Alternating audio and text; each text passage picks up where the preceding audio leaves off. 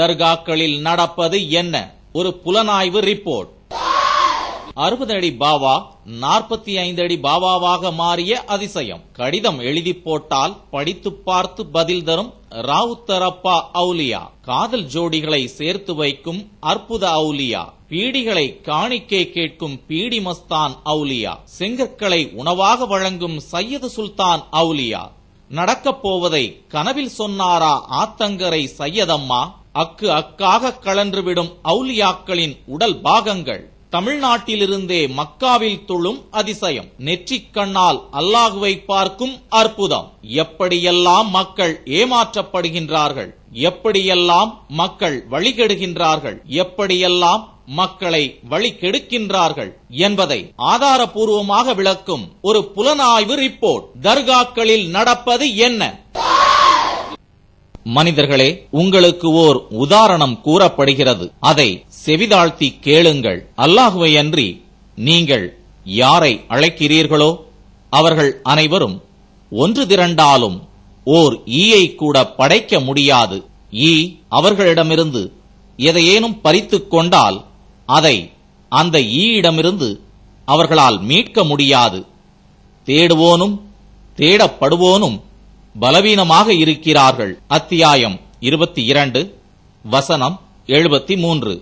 அன்புக்குரிய சோதர்களே, அடுத்து நம்முடைய சிறப்பு புலனாய்வு குழுவினர் சென்ற இடம் மதுரைக்கு அருகில் திருப்பரங்குன்றத்தில் மலைமேல் உள்ள சிக்கந்தர் பாதுஷா அவுலியா என்று சொல்லப்படக்கூடியவருடைய ஒரு தர்காவுக்கு நம்மளுடைய புலனாய்வு குழு போறாங்க.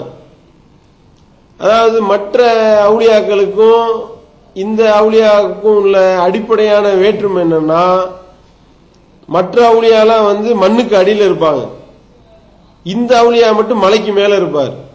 மலைக்கு மேல போய் அடங்கி இருக்கிறார். அதான் முதல்ல அடிப்படையிலே இவருக்கு ஒரு கிரேடு கூட மாதிரி இவங்க நினைப்பதற்கு இது ஒரு முக்கியமான காரணம். நம்ம மக்கள் விடுற மாதிரி இல்ல. மலை மேல இருந்தால் நாங்க ஏறி போய் பார்ப்போம், இங்க என்ன பிராடு பித்தலாட்டம் நடக்குதுன்றதை தோலுரித்து காட்டுவோம் என்று தமிழ்நாடு தௌஹீத் ஜமாஅத்தினுடைய புலனாய்வு குழு களத்தொகுப்பு செய்வதற்காக மேல ஏறுறாங்க. மேல ஏறும் பொழுதே பல விஷயங்கள் வெளியே வருது. எப்படி வெளியே வருது? மேல ஏறுறப்ப பார்த்தா அந்த கல் இருக்கு பாத்தீங்களா, வரிசையா ஒவ்வொரு கல்லு. அந்த கல்ல பாத்தீங்கன்னா டிசைனா கல்வெட்டுக்கள் இருக்கின்றது. அப்படியே உளி வச்சு அடிச்சு வச்சிருக்கிறாங்க. என்ன அப்படின்னு பார்த்தா பாதம் மாதிரி இருக்கு, தொட இடுப்பு வரைக்கும் இருக்கு, அப்புறம் தலை இருக்கு, இப்படி வித்தியாசமா இருக்கின்றது. அப்ப அடிக்கிற ஆளுகள் பக்கத்திலே இருக்கிறாங்க. அவங்கள்ட்ட அந்த அடிக்கிற நபர்கள் உளி அடிக்கிறாங்கல்ல, இந்த கல்வெட்டு அடிக்கிறாங்கல்ல, அவங்கள்ட்ட நம்மளுடைய புலனாய்வு குழு கேள்வி எழுப்புறாங்க. இது என்ன, இது இந்த மாதிரி அடிக்கிறீங்களே, என்ன சமாச்சாரம் அப்படின்னு சொல்லி கேட்கும் பொழுதுதான் தெரியுது எப்படியெல்லாம் மக்கள் ஏமாத்துறாங்க பாருங்க. இப்படி இல்லாம சமுதாயம் ஏமாறும், இவ்வளவு மூட நம்பிக்கையா என்று நாம் ஆச்சரியப்படக்கூடிய அளவுக்கு இருக்கு. எப்படி? இப்பொழுது நாம் மதுரை அருகே உள்ள திருப்பரங்குன்றத்தில் உள்ள சுல்தான் சிக்கந்தர் அவுலியா தர்காவுக்கு செல்லும் வழியில் அமர்ந்திருக்கின்றோம். இங்கே வரக்கூடிய மக்களுடைய சிரமத்தை நீக்குவதற்காக இந்த படிக்கட்டிலே எப்படி அந்த சிரமத்தை நீக்குவதற்கான அந்த ஒரு வழிமுறை இருக்கின்றது, எப்படிப்பட்ட நம்பிக்கை இருக்கின்றது, அந்த கால்வழி எப்படி என்பது குறித்து இப்பொழுது இங்கே அதற்கான பணியை செய்யக்கூடிய சகோதரர் மஹபூப் பாஷா அவர்கள் இப்பொழுது நம்மிடையே தெரிவிப்பார்கள். 1000 வருஷம் இருக்கும் இங்கே அடக்கப்பட்டவர். ஆமா, அதாவது அங்க தர்காவுக்கு பின்னுக்கு சில்லா இருந்து அப்படியே ஒரு குகையில அங்கேயே ஆயிட்டாரு. ஆமா, மனசுல நினைச்சு ஏதாவது கால் பாதம் கைப்பாதம் நேர்ந்து அடிப்பாங்க, கால் வலிக்குது கை வலிக்குதுன்னு சொல்லி. சில பேருக்கு சக்சஸ் ஆகும், பாபாவுடைய பொண்ணு எல்லாத்துக்கும் சக்சஸ் ஆச்சுன்னா அப்புறம் பாபா என்ன செய்வாரு, ஏதோ 1-2 தான் சக்சஸ் ஆகும். இப்போ கேஸுக்காரங்க நிறைய இருக்காங்க, 1-2 தான் கேஸ் தேவையாகுது, அது மண்டை வரைக்கும் போகுது கேஸ். அது நினைங்க. இப்போ இப்படி வரக்கூடிய பக்தர்களிடத்துல ஹதியாவா எவ்வளவு வாங்குறீங்க? பாதம் 20. இது ஒரு நிமிஷம். அதாவது இதுல இப்போ பாதம் அடிக்கிறீங்க, மற்ற உருவம் அடிக்கிறீங்க, இதெல்லாம் என்ன விளக்கம், இதெல்லாம் என்ன அர்த்தம்? ஒவ்வொன்றுக்கும் ஒவ்வொரு ஹதியாவை காணிக்கை உங்களுடைய இதா வாங்குறீங்களா? எல்லாத்துக்கும் ஒவ்வொரு காணிக்கை உண்டு. ஆள் ரூபாடிக்கு கைப்பாதம், கால்பாதம், வவுறு, நெஞ்சு, சரசு, தொடை வரைக்கும் அடிப்பாங்க. சில பேர் இடுப்பு வரைக்கும் அடிப்பாங்க. எல்லாமே இப்போ இது அடிக்கிறது அந்த பகுதியுடைய வலிகள் இருந்தாக்கா அந்த வலியை இங்க அடிச்சா அந்த வலி நீருங்கிறது. ஆமா, எல்லா ஆளுகளும் அடிப்பாங்க.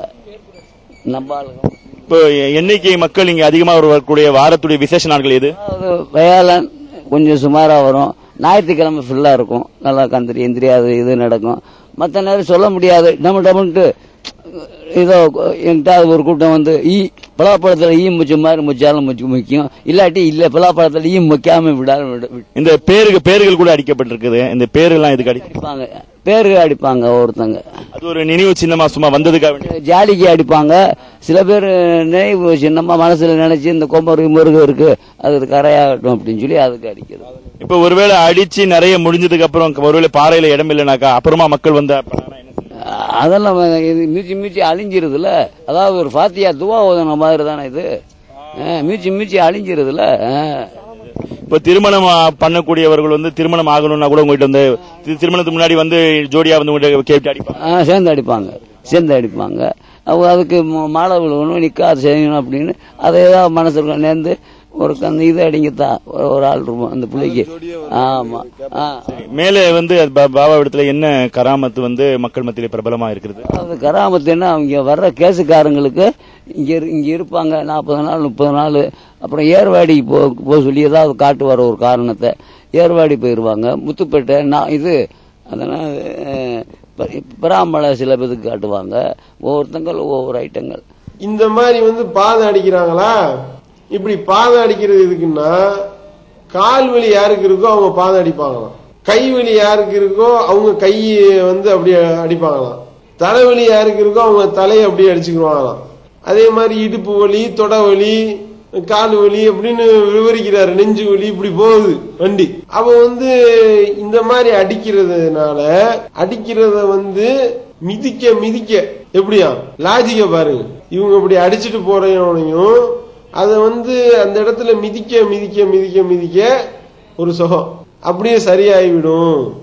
அதுக்கு ஆளே போய் படுத்துட்டாருன்னா அவரை நல்லா மிதிச்சா இன்னும் சரியா போயிடும், உடனே சரியாயிடும். இதுக்கு எத்தனை நாள் ஆகும் அப்படின்னா அதுக்கு காலக்கணக்கு, அது மிதிக்கிறத பொறுத்து இருக்கு, அது தேயறத பொறுத்து இருக்கு என்று விவரத்தை மக்களை மூடர்களாக்கக்கூடிய ஒரு நிலை நடந்து கொண்டிருக்கின்றது. உளி அடிக்கிறவர் விவரமான ஆளா இருக்கிறார். எத்தனை நாள்ல சரியா போகும், எல்லாரும் சரியாயிருமா அப்படின்னு கேட்டா எல்லா கேஸும் சரியாகுமா? அது எப்படி எல்லா கேஸும் சரியாகும்? சில இது சரியாகும், சில இது பாபாவால சரியாகும், சில இது சரியாகாது. டாக்டர்கிட்டே போறோம் எல்லாம் சரியாயிருமா அப்படின்னு சொல்லி லாஜிக் வேற, அதுல லாஜிக் பேசக்கூடியதை பாக்குறோம். அதுல இந்த மாதிரி அடிக்கிறது எவ்வளவு தட்சணை அப்படின்னா 20 ரூபா டாக்டர் ஃபீஸ் மாதிரி 20 ரூபா ஒவ்வொரு மக்கள்கிட்ட இருந்தும் கறக்கக்கூடியதை நம்ம பாக்குறோம். அதுல முக்கியமா குறிப்பிடத்தக்க ஒரு முக்கியமான மேட்டர் என்ன தெரியுமா? பாதம், காலு, தலை, இடுப்புன்னு அடிச்சு வச்சிருக்கிறாங்கல்ல. சில இது பார்த்தா இதயம் அடிச்சிருக்கு. இதயம் நெஞ்சு வலி நினைச்சுக்கிற கூடாது. நெஞ்சு வலி நினைச்சா நம்ம மூடர்கள் ஆயிரும். இதயம் அடிச்சு இதயத்துக்குள்ள 2 பேர் அடிச்சிருக்கு. அதுதான் விஷயம். இங்க என்னடா இது, அவுளியாவுக்கு இந்த வேலை கிடையாது, இந்த வேலையெல்லாம அவுளியா பண்றாரு அப்படின்னு சொல்லி அவர்கிட்ட கேட்டா, காதல் ஜோடிகள் வருவார்கள். தங்களுடைய காதல் சக்சஸ் ஆகுறதுக்காக அவுளியா அவர்கிட்ட வேண்டிக்கிட்டு காதலர்களை சேர்த்து வைக்கக்கூடிய அவுளியா, சிறப்பான அவுளியாவா இருக்காரா இல்லையா? எப்படிப்பட்ட மகானா இருக்காரு பாருங்க. காதல் ஜோடிகளை சேர்த்து வைப்பதற்கு ஒரு தர்கா என்று நாளைக்கு இது இப்படி ஃபேமஸ் ஆனாலும் ஆகலாம், சொல்ல முடியாது. அப்படி இருக்கக்கூடிய ஒரு சம்பவத்தை நம்ம பாக்குறோம். அப்போ இப்படி இப்படி பேர் அடிக்கிறீங்களே, அதுல பாத்தீங்கன்னா சார்லஸ், இந்த பேர்களை பாருங்க. அதே மாதிரி அலாவுதீன், வீரம்மாள், சுரேஷ், இந்திரா, வீரசக்தி, சஃபியா, இவங்கெல்லாம் இணைகிறாங்க. இந்த அளவுக்கு பாருங்க. இப்படி ஒரு அவுளியான்னு சொல்லி அவரை வேற ஒரு வேலை பார்க்க வைக்கக்கூடிய ஆள்கள் ஆக்கிட்டாங்களா இல்லையா? இதுதான் அவுளியாக்களை மதிக்கிற லட்சணமா? அவர் அவுளியாவா இல்லையான்றது வேற மேட்ரு. அவர் இப்படி உண்மையிலே அவர் நல்ல ஆளாக இருந்தால் அவர் இவ்வளவு கேவலமா ஆக்கணும்? அவருடைய தொழிலே மாற்றக்கூடிய ஒரு நிலை இருக்கின்றதா இல்லையா? இதை ஆய்வு பண்ண மாட்டீங்களா? இப்படி இங்க உட்கார்ந்துக்கிட்டு ஹார்ட் அடிச்சுக்கிட்டு உள்ள அம்பு விடுறதுதான் அவுலியாவுடைய வேலையா? இதெல்லாம் இப்ப அங்க போகக்கூடிய மக்கள் சிந்திக்கணும். என்னடா அது இப்படி ஏமாற்றுகின்றார்களே, இப்படி இருக்கிறதெல்லாம் மார்க்கம் ஆகுமா? இது இஸ்லாமா? இதை பார்த்தா மக்கள் என்ன நினைப்பான்? எப்படி இஸ்லாத்தை நோக்கி மக்கள் கவரப்படுவான்? இதுல அவங்க யோசனை பண்ண மாட்டாங்களா? நீ ஆய்வு பண்ணி பாருங்க. அவர்களும் சிந்திக்க மறுக்கின்றார்கள். அதையும் நம்ம பார்க்கிறோம். அடுத்து பார்த்தா இங்க எத்தனை நாள்ல சரியாகும்? மலை மேல இருந்தா 30 நாள் இருப்பாங்க, 40 நாள் இருப்பாங்க. 40 நாள் இருந்ததுக்கு அப்புறம் ஒவ்வொரு ஏரியாவா காட்டுவாராம். ஏர்வாடி போ, அங்க போ, இங்க போ அப்படின்னு சொல்லிட்டு அது ஒரு லிஸ்ட். ஏர்வாடி போ, முத்துப்பேட்டை போ, பிராமல போ அப்படின்னு சொல்லி அவர் கனவுல காட்டுவாரு. கனெக்ஷன் வேற கொடுப்பாரு போல அவுலியா.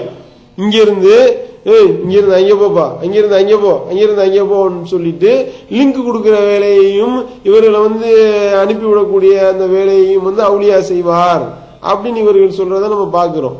இந்த அளவிற்கு ரொம்ப மோசமான ஒரு சூழ்நிலையில இவர்கள் போய் கொண்டிருக்கிறத நம்ம கண்கூடாக காண்கின்றோம். இப்ப இங்க தங்கக்கூடிய பக்தர்களுக்கு எப்படி காட்சி தருவார்? அதாவது காட்சி எல்லாத்துக்கும் தரமாட்டார், கனவுல.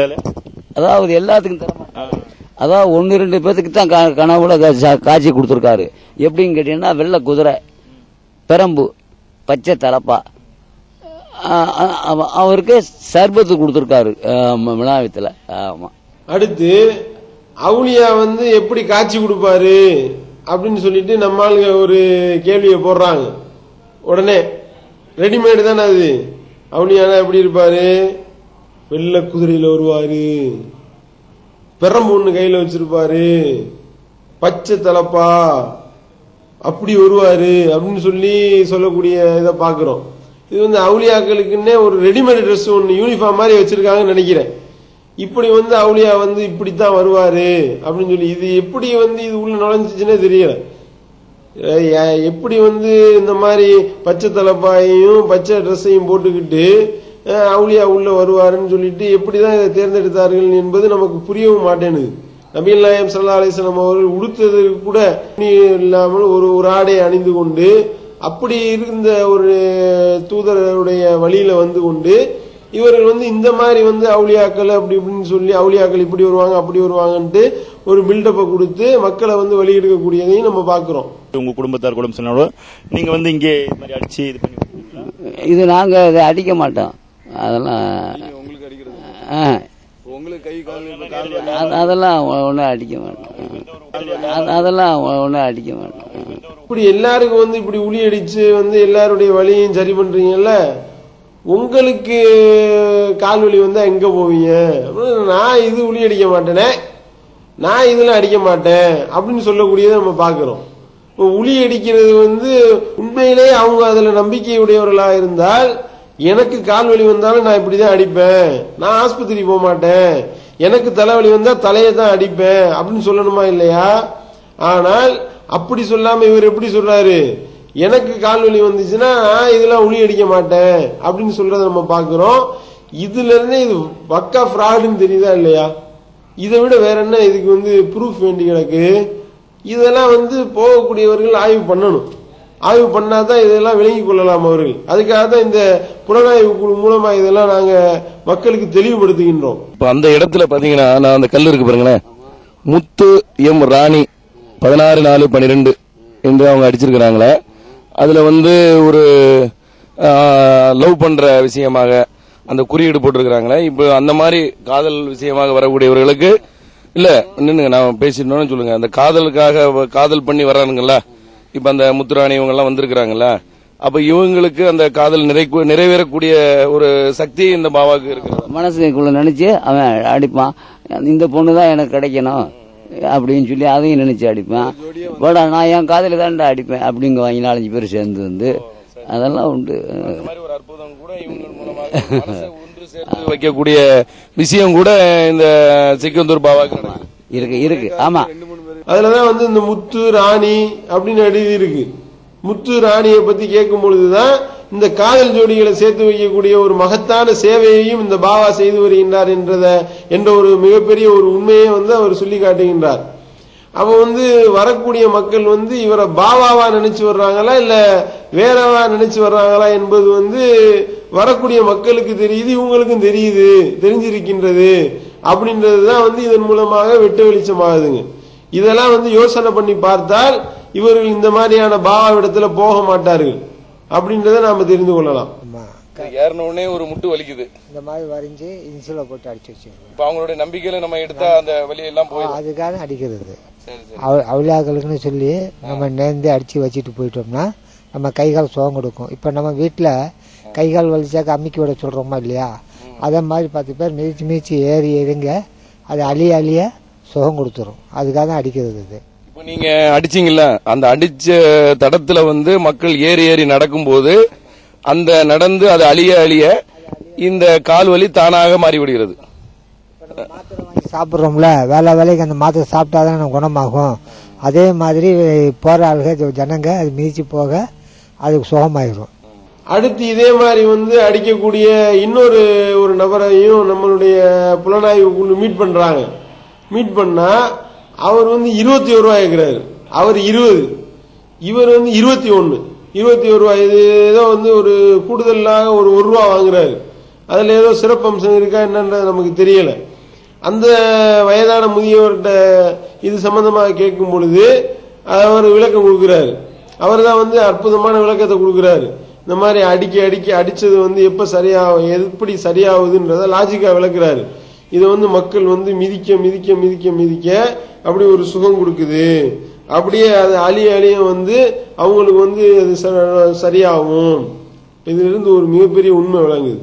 இதுக்கு அவுளியாக்கு எந்த சம்பந்தம் கிடையாது, இதுக்கு இந்த சிக்கந்தர் பாதுஷா பாவாக்கு எந்த சம்பந்தமும் கிடையாது. மக்கள் மிதிச்சான்னா சரியா போகும். அவங்களுடைய அடிப்படையிலே, அவர் சொன்ன அடிப்படையிலேயே, அவர்கள் சொல்லக்கூடிய அந்த மூட நம்பிக்கையின் அடிப்படையில் எடுத்துக்கொண்டாலும் பாபாவுக்கும் இதுக்கு எந்த சம்பந்தமும் கிடையாது. நீங்க மிதிக்க மிதிக்க மிதிக்க மிதிக்க அது சரியா போகும் அப்படின்னு இவர்கள் சொல்கின்றார்கள் என்றால் அவங்க சொல்றதுல இருந்தே அவங்க சொல்றது பொய்ன்றது தெளிவாகதான் இல்லையா? அதையும் நம்ம பாக்குறோம். அடுத்து பாத்தீங்கன்னா அதுக்கு லாஜிக்கெல்லாம் வேற பேசுறாரு. வேலைக்கு சாப்பிடுற மாதிரி இது சரியாகும். வேலை எப்படி மாத்திரை சாப்பிடுறீங்களோ அந்த மாதிரி வேலைக்கு ஒவ்வொருத்தரும் மிதிக்கிறான்ல, மிதிக்க மிதிக்க மிதிக்க மிதிக்க அது சரியா போகும் அப்படின்னு சொல்றத நம்ம பாக்குறோம். அல்லாஹ்